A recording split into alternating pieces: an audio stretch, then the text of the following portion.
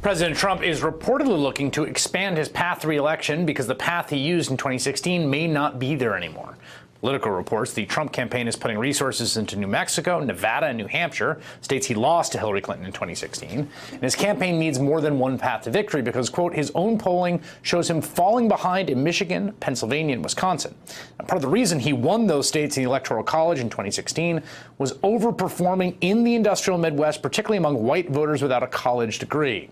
Now, Democrats made some gains with those voters in the midterm elections in the Midwest, and it seems like the most straightforward path for Democrats to win the presidency would be to win back those states in the industrial Midwest.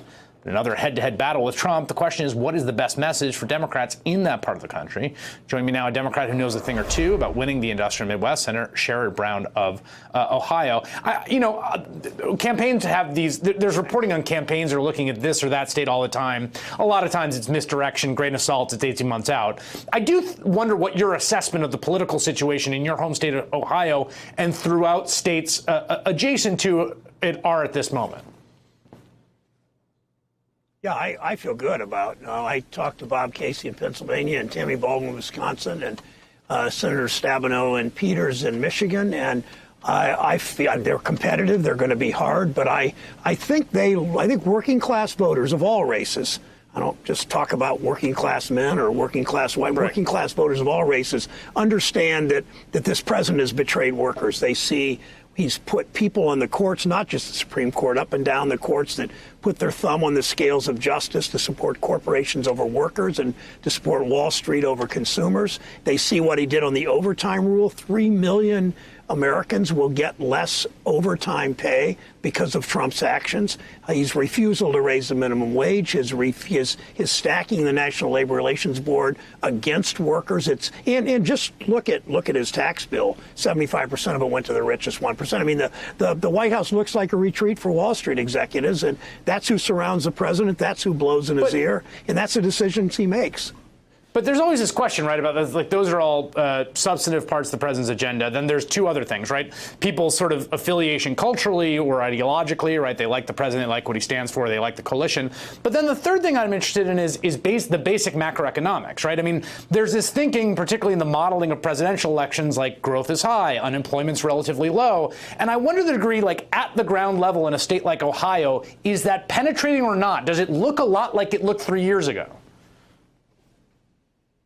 No, I mean, people will say the economy is going well. Well, people that say that are newscasters and pundits and successful business people, and some people that are doing well economically. But when I was thinking about the presidential race, I was doing my Dignity of Work tour, and in Nevada at a union hall, their slogan at the Culinary Workers Union 226 is "One job should be enough." Far too many Americans hold two jobs. We see corporate profits going up. We see executive compensation exploding upwards. We see workers more productive every year than the year before, and wages are flat. So people aren't getting ahead, even though the president brags about the economy. So most people are working, many people are happy, but fundamentally you're not seeing the kind of support for the president that what he says is a good economy should suggest. You know, your colleagues, the Republican Senate caucus had a lunch today. There were some representatives from the White House there to try to sell them on this new Mexico tariff that has been proposed. The reporting suggests that your colleagues are not that into that plan. How do you see this latest tariff escalation with Mexico? What's your read on that and what it means? Well, the president doesn't seem to understand that tariffs are a temporary tool to get to a long-term policy. That's how he bungled the China tariffs. Instead of working with our allies, he first attacked our allies with tariffs. Working with our allies aimed at countries like China, specifically China, the serial cheaters, the companies that cheat, in making them play fair with a level playing field, which he still hasn't succeeded at doing. And then now he's taking tariffs, which again should be a temporary tool to get to a long-term better trade policy to make China, stop China from cheating. He's talking about tariffs now on a bankrupt immigration policy. So yeah, it doesn't work for our economy. It's just not working for him.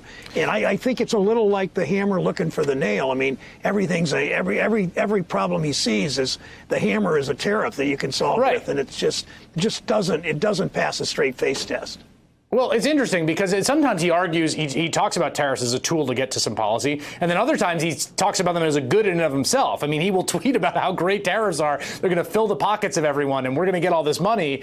So there's a little confusion about that. But I do wonder, like, you've been a hawk on China trade. You have, since you were in the House 20 years ago, wrote a book on it. What do you make of where we are right now in this escalating trade war?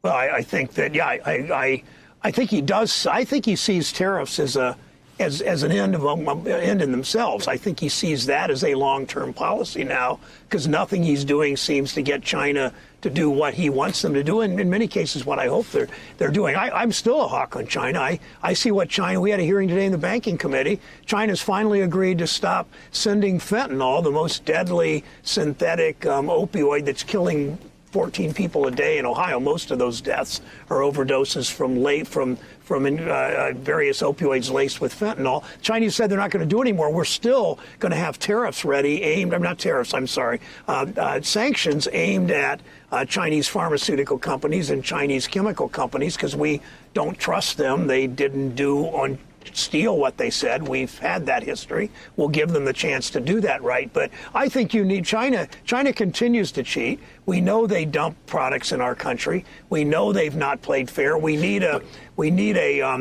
China invests in this country, we have to make sure it's done properly, not to jeopardize our national security. We have a law about that, but also to make sure it doesn't jeopardize our economic security, our prosperity. We need to do all those things with China.